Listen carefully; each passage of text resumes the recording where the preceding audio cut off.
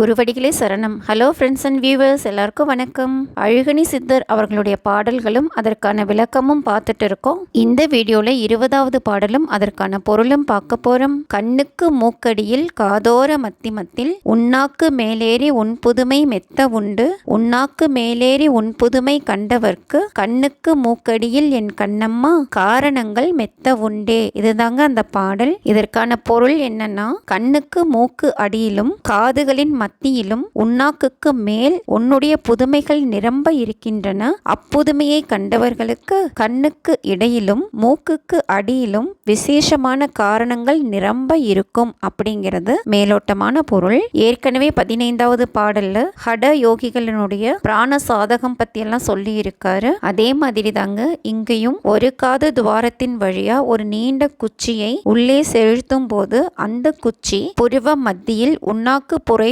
துவாரத்தை ஊடுருவி கொண்டு சென்று இன்னொரு காது வழியே வெளியே வரும். அதே போலவே இன்னொரு குச்சியை கீழே இருந்து உன்னாக்கு புரை வழியாக மேல் நோக்கி செலுத்தும் போது அந்த குச்சி காது வழியே சென்ற குச்சியோடு முட்டிக்கொண்டு நிற்கும்.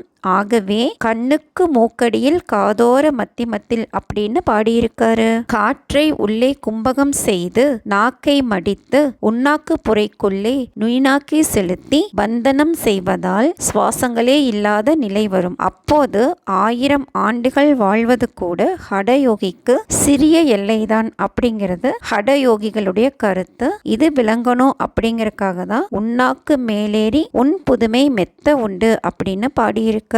இந்த மாதிரி அண்ணாக்கு யோகம் பயில்றதுனால ஞான சித்திகள் எளிதில் கைகூடும், அட்டமா சித்திகள் வசமாகும் அப்படின்னு எல்லாம் சொல்லப்பட்டிருக்கு. இது புரியறதுக்காக தான் உன்னாக்கு மேலேறி உன் புதுமை கண்டவர்க்கு கண்ணுக்கு மூக்கடியில் காரணங்கள் மெத்த உண்டே அப்படின்னு சொல்லி இருக்காருங்க. இதெல்லாம் வச்சு பார்க்கும்போது அழுகண்ணி சித்தர் ஹடயோகம் பழகி இருப்பாரோ இல்ல வரவேற்கிறாரோ அப்படின்னு நினைக்க தோணுது. எப்படி இருந்தாலுமே அண்ணாக்கு யோகம் அபாயகரமானது அப்படிங்கிறது தான் யோக நூல்களுடைய கருத்து. மீண்டும் 21வது பாடல்ல சந்திக்கலாம். தேங்க்யூ.